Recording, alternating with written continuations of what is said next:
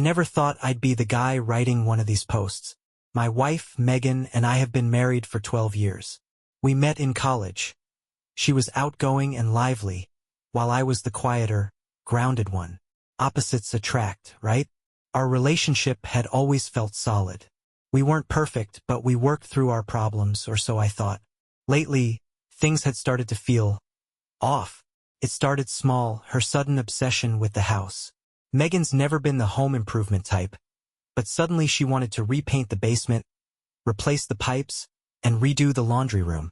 She started watching DIY videos, though she never actually fixed anything herself. Then came the plumber. His name was Jake. She'd hired him after complaining about some imaginary leak in the basement. I didn't think much of it at first. Who actually notices a plumber? But then I noticed her. She started dressing differently on the days he came over. Makeup for a plumber? Tight tops and leggings when she usually wore sweats around the house? It didn't sit right with me. I asked her about it one night. "Why are you so dressed up for a guy who's here to fix pipes?" I joked, but there was an edge to my voice. She rolled her eyes. "I'm not dressed up. You're imagining things. Jake's just a professional. He's fixing what you never seem to have time for." That stung. I worked long hours to provide for us.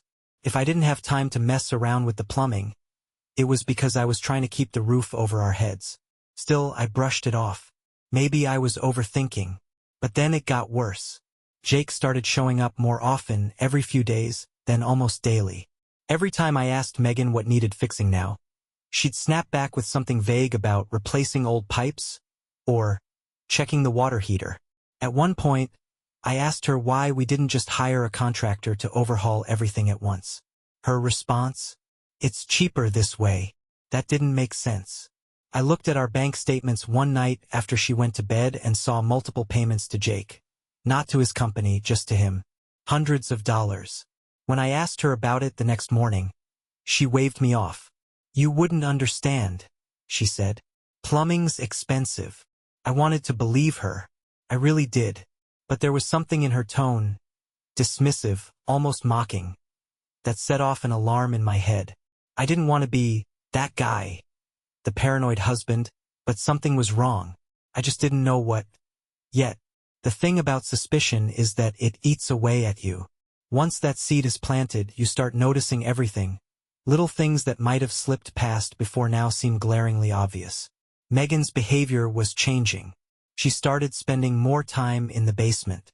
She disappeared down there for hours, claiming she was supervising Jake or organizing storage. She even put a lock on the basement door. When I asked why, she brushed it off with, "It's just to keep the tools safe." I didn't push the issue, but it gnawed at me. Safe from what? Then there were her excuses. Megan started staying home more, claiming she needed to be around while Jake worked. I'd come home from a long day, expecting dinner or even just some normal conversation, but she'd be exhausted. "Jake and I were at it all day," she'd say, rubbing her neck. "You wouldn't believe how much work this place needs." That phrase, "Jake and I," started to feel like a dagger every time I heard it. Why was she so comfortable saying his name like that? Why was it always Jake and I instead of just Jake? One Friday I came home early. I wanted to surprise her. Maybe take her out to dinner since we hadn't had a proper date night in months. When I pulled into the driveway, Jake's van was parked outside. Inside, the house was quiet. Too quiet. I called out, "Megan? You home?" There was no response. I headed to the basement door, but it was locked. The faint sound of muffled voices carried through the wood. I knocked. "Megan?" There was a pause. Then her voice, too quick, too loud, called back, "Hey, I'm busy down here. I'll be up in a minute." "Why's the door locked?" I asked, my chest tightening. "It's just tools everywhere. Don't want you tripping." Her laugh sounded forced. I stood there for a moment, staring at the door. My gut told me something was wrong, but I didn't know what to do. Break it down? Demand she open it? Instead, I went upstairs, pretending to let it go. But I didn't let it go. I sat in the living room, my mind racing. 20 minutes later, Jake emerged from the basement, toolbox in hand. He gave me a quick nod as he passed. "See you Monday, Megan," he called out before slipping out the door. Monday? Why the hell was he coming back so soon? I waited until I heard his van pull away before I confronted her. She came up from the basement, wiping her hands on a towel, acting like everything was normal. "What's really going on down there?" I asked, trying to keep my voice calm. She rolled her eyes. "I told you, it's plumbing." "For weeks." "Yes, for weeks. Do you even understand how old this house is?" She threw the towel on the counter and crossed her arms. "You don't trust me, do you?" Her accusation caught me off guard. "That's not what I said," I replied, even though it kind of was. "Well, it sure sounds like it." She sighed dramatically. "God, you're so paranoid lately. I'm trying to make this house better for us, and all you can do is question me." I wanted to yell, to accuse her of lying, but I didn't have proof. Not yet. So I backed off, pretending to believe her. But in my head, a plan was already forming. If Megan wouldn't tell me the truth, I'd find it myself. That weekend, I decided enough was enough. If Megan wasn't going to give me answers, I'd get them myself. She'd gone out for the afternoon, claiming she had errands to run. The house was quiet, and for the first time in weeks, the basement door was unlocked. I stood at the top of the stairs, staring down into the dimly lit basement. Something about it felt ominous, like I was about to step into a part of my life I wasn't ready to face. But I pushed forward. The basement was cluttered with old furniture, storage boxes, and a scattering of tools that looked far too new for any work Megan or I would have done. The smell of sawdust and fresh paint hung in the air, mixed with something else, something musky. I walked around, scanning for anything that seemed out of place. The pipes Megan had been obsessing over were exposed, but they didn't look like they'd been replaced. In fact, they looked perfectly fine. Then I saw it. A blanket spread out in the corner, partially hidden behind a stack of boxes. My stomach dropped. It was messy, covered in what looked like streaks of dirt and sawdust, but there was no mistaking what it had been used for. My hands clenched into fists as I stared at it, my mind racing. This wasn't paranoia anymore. This was real. I heard the sound of gravel crunching outside. Megan was home. I scrambled up the stairs, closing the basement door behind me. My heart was pounding, but I forced myself to act normal as she walked through the front door, carrying a couple of shopping bags. "You're home early," I said casually, masking the tension in my voice. "Yeah, it was quiet out. Got everything done faster than I thought," she replied, smiling. I watched her carefully as she set the bags down on the counter, wondering how she could look so carefree, so normal, after what I just discovered. "Did Jake finish everything he needed to do yesterday?"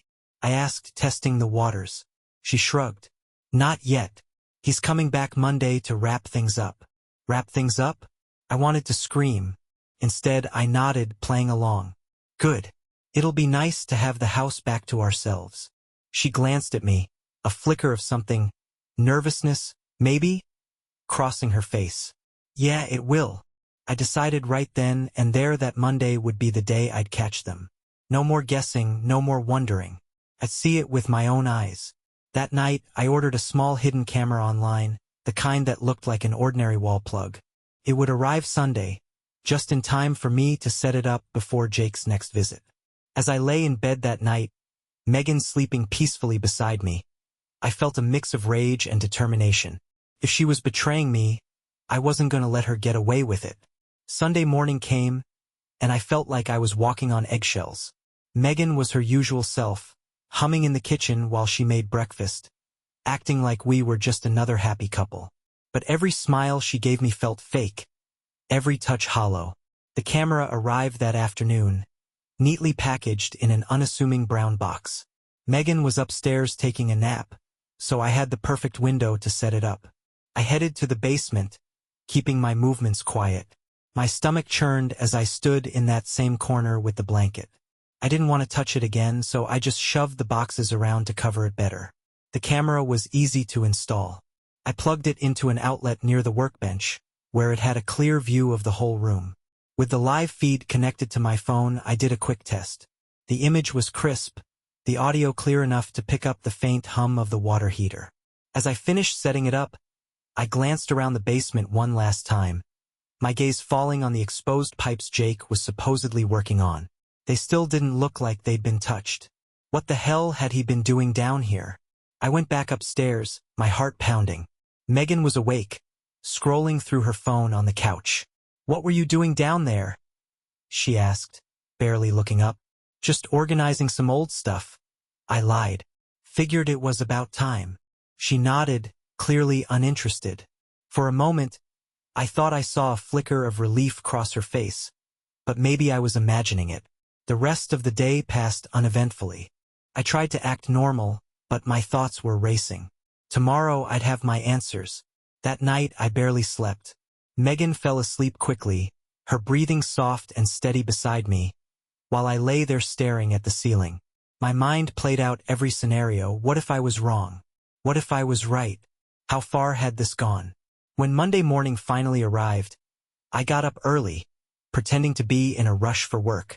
"I'll be late tonight," I told Megan over coffee. "Lots to catch up on." "Okay," she said casually, not even questioning it. "I'll probably be downstairs with Jake most of the day." Her words hit me like a punch to the gut, but I kept my composure. "Sounds good," I said, forcing a smile. I left the house, but I didn't go far. I parked around the corner, out of sight, and pulled up the live feed from the camera on my phone. The screen was empty at first, just the dimly lit basement. I turned up the volume, listening for any sound. Minutes turned into an hour. Then, I heard the creak of the basement door. Megan's voice carried down the stairs, followed by the heavy thud of Jake's boots. "Good to see you again," she said, her tone light, almost flirtatious. "You too," he replied. I clenched my jaw, my eyes glued to the screen. They were both in the frame now, standing near the workbench. Megan was smiling, her body language far too comfortable for my liking. Jake set his toolbox down and they started talking about plumbing. I couldn't take my eyes off the screen, waiting for the moment I dreaded. And then, just as Megan stepped closer to him, laughing at something he said, she reached out, her hand brushing his arm in a way that was far too familiar. My blood boiled. I didn't need to see any more. I turned the key in the ignition and headed back to the house. This was going to end today. I gripped the steering wheel so hard my knuckles turned white. My mind was a storm of rage and adrenaline as I sped back to the house. The image of her brushing Jake's arm, laughing like some smitten teenager, played over and over in my head. When I pulled into the driveway, I didn't even bother to park properly. My car came to a screeching halt, and I was out of it before the engine fully shut off. The house was quiet, just as I'd left it, but I knew they were still in the basement. The locked door didn't stop me this time. I'd grabbed the spare key from the kitchen drawer last night, just in case. I unlocked the door, flinging it open so hard it slammed against the wall. My footsteps thundered down the stairs, and as I reached the bottom, I saw them. Megan was perched on the edge of the workbench, her legs crossed, leaning in close to Jake. His hands were gripping the edge of the bench, just inches from her thighs. The air between them was charged with an intimacy that made me sick to my stomach. They both froze when they saw me. Megan's face went pale, her eyes wide. Jake, on the other hand, had the audacity to look annoyed, like I was interrupting something. "What the hell is going on?" I growled, my voice shaking with anger. "Evan," Megan stammered, hopping off the bench. "What are you doing home?" "I thought you had work." "I bet you did," I spat. "Answer the damn question, Megan. What is this?" I pointed between the two of them. Jake straightened up, raising his hands in mock innocence. "Hey man, it's not what it looks like. Don't you dare." I cut him off, taking a step closer. "Don't you fucking dare try to tell me this isn't what it looks like." Megan stepped between us, her hands outstretched as if to calm me down. "Evan, please, you're overreacting. Jake was just what? Fixing the pipes." I laughed bitterly, my voice echoing through the basement. "Is that what you call it now? Because I haven't seen a single damn thing fixed down here, Megan." She opened her mouth to speak, but nothing came out. The look on her face told me everything I needed to know.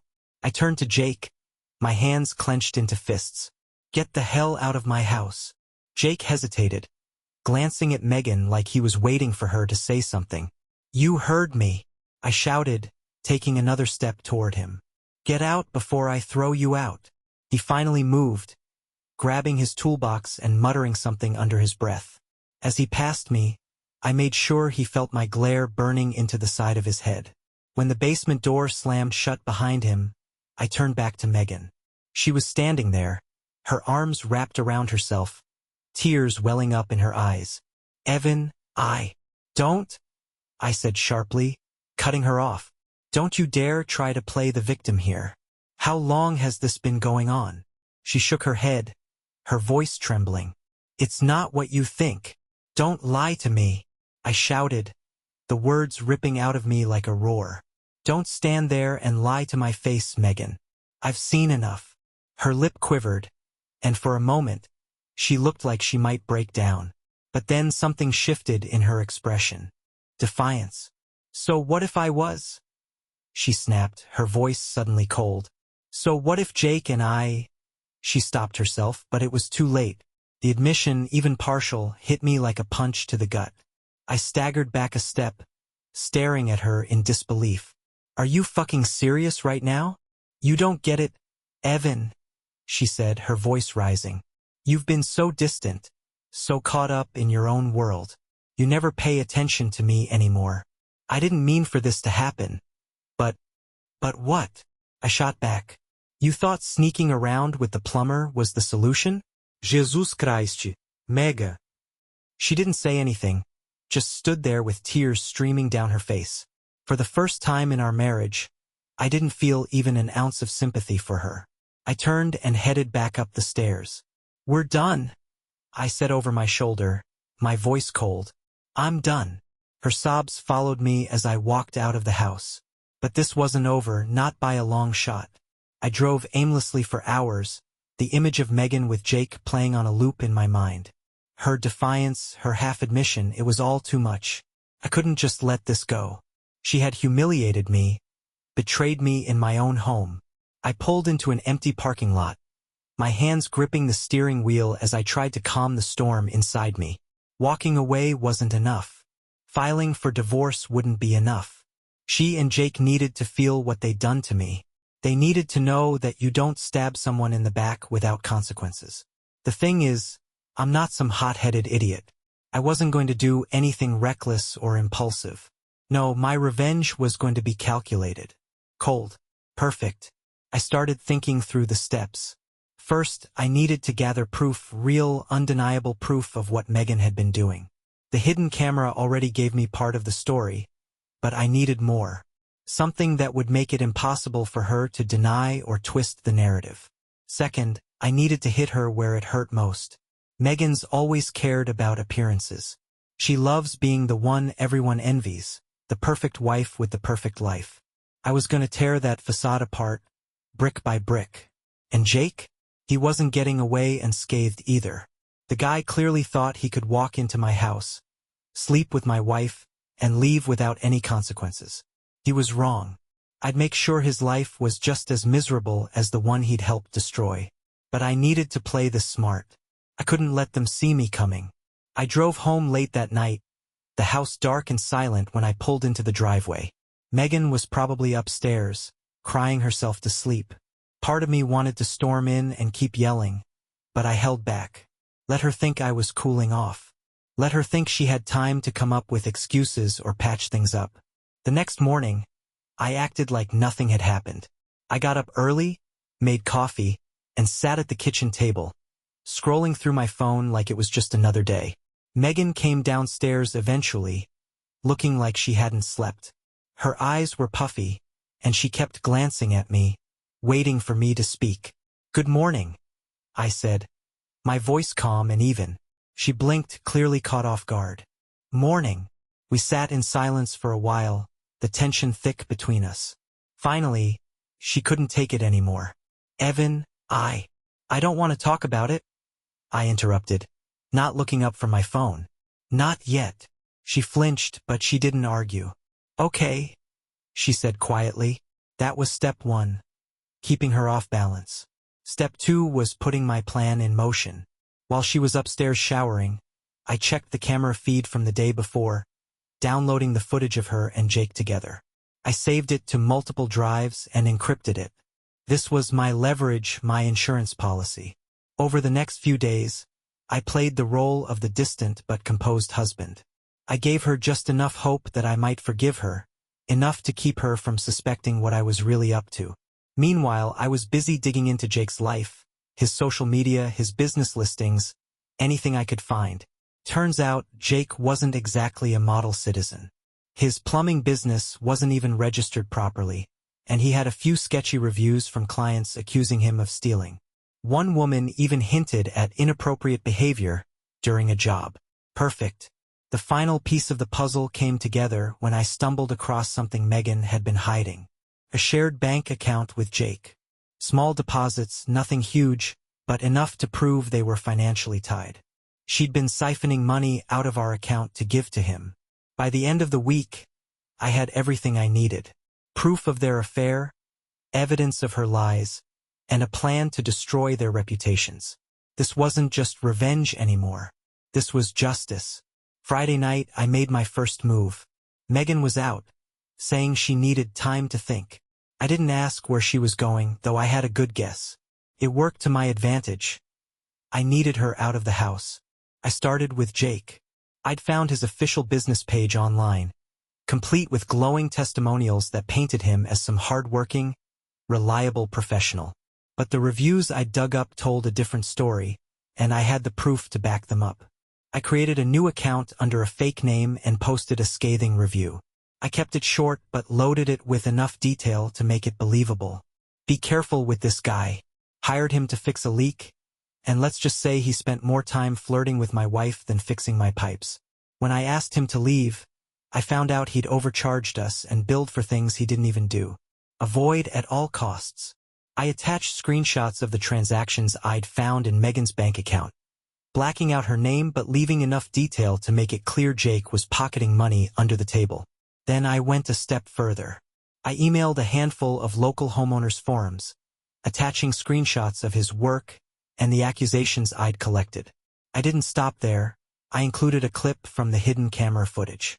Nothing too explicit, just enough to show him and Megan standing a little too close, her hand lingering on his arm. By the time I was done, I knew his reputation would take a hit. Next, I turned my attention to Megan. I started small, texting her parents from my phone. I played it cool, pretending I just needed advice. Hey, just wondering if you've noticed Megan acting different lately. She's been distant, and I found out she's been lying about some things. I'm really worried about her. It was vague enough not to give away too much but planted the seed of doubt. Her parents adored me. They always said I was the best thing that ever happened to her. I knew they'd press her for answers. Then I went bigger. I emailed Megan's best friend, Emily, who was practically a sister to her. Emily was the type who couldn't keep a secret if her life depended on it. Emily. I didn't want to involve you in this, but I really need advice. I've been struggling with some things Megan's been doing, and I don't know how to handle it. Can we talk? I knew Emily would reach out to Megan the second she got that email, asking questions and stirring up drama. By the time Megan got home that night, the first ripples of chaos had already started spreading. She walked in the door looking tired, her shoulders slumped. "Hey," she said softly, her voice tentative. "Hey," I replied, keeping my tone neutral. We sat in silence for a while, the tension thick. Finally, she spoke. "I feel like we should talk." I looked up at her, feigning indifference. "About what?" Her face twisted in frustration. "You know what, Evan. About us." I leaned back in my chair, folding my arms. "Fine. Let's talk. Tell me why you thought it was okay to throw away 12 years of marriage for some random plumber." Her mouth fell open, and she stared at me, speechless. I'd never confronted her so bluntly before. "That's not," she started, but I cut her off. "Don't lie to me, Megan. I'm done with the lies. I know everything. I've seen everything." Her face went pale. "What are you talking about?" I pulled out my phone, opening the camera feed and playing the clip of her and Jake in the basement. Her color drained as she watched herself on the screen. I can explain," she stammered, her voice shaking. "Save it," I said coldly. "This is just the beginning, Megan. You think you can cheat, lie, and humiliate me without consequences? You have no idea what you've started." Her eyes filled with tears, but I felt nothing. She wasn't crying out of guilt or remorse. She was crying because she knew she'd lost control of the situation.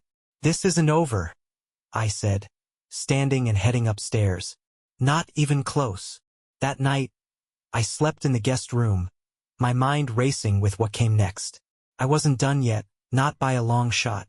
The next morning, I woke up to the sound of Megan on the phone. Her voice was shaky, panicked.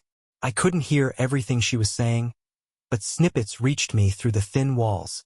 "I don't know how he found out." "No, it's bad, Emily, really bad. He has proof." I smirked to myself. That was just the beginning. I got up, took my time showering, and came downstairs to find Megan pacing the kitchen. Her phone clutched in one hand and her hair a mess. She jumped when she saw me. "Evan," she started, her voice tentative. "Can we please talk?" I poured myself a cup of coffee, ignoring her for a moment. Then I turned, leaning against the counter, and gave her a cold stare. "Talk? Sure, Megan. Let's talk about the money you've been funneling into Jake's account. Or maybe about the reviews I've posted about him.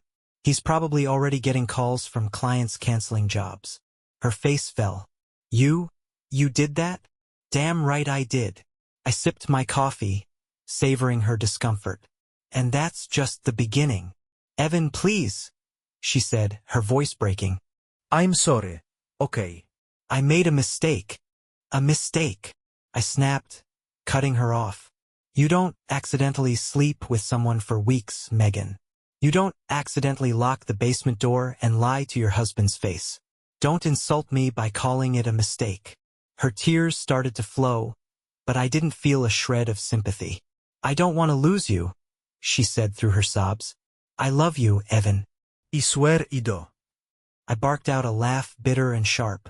"Love me? Don't even try to pull that card. If you loved me, you wouldn't have done this." She reached for my hand, but I pulled away. "I can fix this," she pleaded. "We can fix this." "No, Megan," I said coldly. "You can't fix this. I gave you everything, and you threw it away for some lowlife plumber." Her sobs turned to quiet whimpers, but I walked away. I didn't have time for her theatrics. The rest of the day was chaos, for her at least. By noon, Emily had texted me, apologizing for pushing Megan to open up, and saying she didn't know what to say. Her parents had left me a voicemail, confused and concerned, asking what was happening and why Megan seemed so upset. But the cherry on top came when Jake himself called. I didn't recognize the number at first, but I answered out of curiosity. "Hello, it's Jake," he said, his voice tense. I smirked. "What do you want?" "Look, man, I don't know what you think you're doing, but you need to stop. My phone's been blowing up all morning. People are canceling jobs, and someone even threatened to report me to the Better Business Bureau." "Good," I said flatly. "This is bullshit," he snapped. "You're ruining my business. You ruined my marriage," I shot back. "So I'd say we're even." He started to argue, but I hung up. I wasn't interested in his excuses. Later that evening, Megan cornered me in the living room. She looked like a wreck, her face pale, her eyes red and swollen. "You're tearing everything apart," she said quietly. "No, Megan," I replied, my voice calm and deliberate. "You did that. I'm just making sure the pieces don't land where you want them." She stared at me, her lip trembling, but she didn't argue. She knew she had no ground to stand on. As I went to bed that night, again in the guest room, I felt a sense of grim satisfaction. Megan's perfect little world was crumbling around her, and she had no one to blame but herself. This was only the beginning. The next morning, I checked Jake's business page, and sure enough, it was in flames. The review I'd posted had sparked a wildfire. Dozens of angry comments had piled on, Many from people who'd never hired him but were outraged at what they'd read. A few of his actual clients chimed in with stories of bad jobs, overcharges, and shady behavior. Jake tried to defend himself, replying to comments and denying everything, but it only made him look worse. One person even posted, "Guess you should have kept your hands off married women if you wanted to stay in business." I laughed out loud when I read that. By midday, Jake was calling me again, but I ignored him. Then he texted, "You're messing with the wrong guy, man. You don't know who you're dealing with." I didn't reply. His threats were as empty as his promises to fix pipes. Instead, I dug deeper. A buddy of mine from work knew someone in the local tradesmen's network, and through him, I learned that Jake had been blacklisted. Apparently, word travels fast in those circles, and nobody wanted to risk associating with a guy who couldn't keep his personal and professional lives separate. By the end of the week, his van was gone from the neighborhood for good. I assumed he'd either quit or moved on to some other unsuspecting town. Either way, he was out of my life, and the thought of him struggling to rebuild his business brought me a sick kind of satisfaction. But Jake wasn't my only target. Megan wasn't getting off the hook that easily. Megan spent most of the week sulking around the house, trying to act like a victim. She barely ate, barely spoke to me, and seemed to be waiting for me to crack and comfort her. That wasn't happening. On Friday, I took things up a notch. I gathered the proof I'd collected, the video clips, screenshots of her texts to Jake, and the bank statements showing the money she'd been sneaking to him. Then I packaged it all into a neat little folder and emailed it to her parents. The subject line? "You deserve to know." I kept the message brief. "Hi, I'm sorry you have to see this, but I can't stay silent any longer. Megan has been lying to me, and to you. I thought you should know the truth. Evan." I didn't hear back right away, but that evening, Megan's phone rang, and I heard her mother's voice shouting so loudly I could hear every word. "How could you do this? To Evan? To us? What were you thinking?" Megan was crying before she could even respond. "Mom, it's not what it looks like. Don't lie to me, Megan," her mother yelled. "We've seen everything. You betrayed the best thing that ever happened to you." I sat in the other room, sipping a beer and listening to her world fall apart. Her father called me later that night. "Evan, I'm so sorry," he said, his voice heavy with shame. "We had no idea she was capable of this." "It's not your fault," I said, keeping my tone even. "But I couldn't keep living the lie." He sighed. "We'll support whatever decision you make. You deserve better than this." Hearing that made me feel something I hadn't in weeks: validation. For once, someone else saw how much I'd been wronged. By Saturday, Megan was a wreck. Her parents had cut off contact. Emily wasn't returning her calls, and Jake was nowhere to be found. She was completely alone, and for the first time, she seemed to realize the gravity of what she'd done. She cornered me in the kitchen, her voice trembling. "Evan, I know I messed up, but please, we can fix this. I'll go to counseling. I'll do anything." I looked her in the eye, my face blank. "Anything?" "Yes," she said, nodding frantically. "Then sign the divorce papers," I said, pulling the packet out of my bag and sliding it across the counter. Her eyes widened, and for a moment, she looked like she might collapse.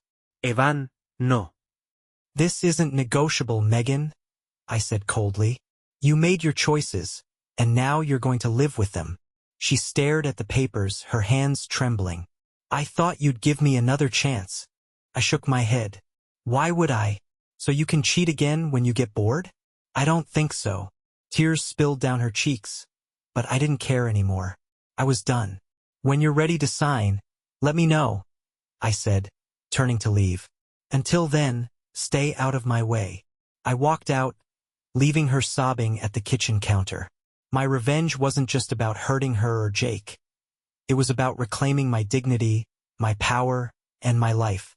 And I wasn't finished yet. For the next few days, Megan tried everything to get me to reconsider. She alternated between sobbing apologies and angry outbursts, but I didn't budge. Every time she brought up fixing things, I'd remind her of the lies, the betrayal, and the fact that she'd ruined our marriage. One evening, she sat across from me at the dining table, her face pale and hollow. Evan, I'll give you anything you want. Just don't leave me like this. I leaned back in my chair, staring at her. Anything? She nodded desperately.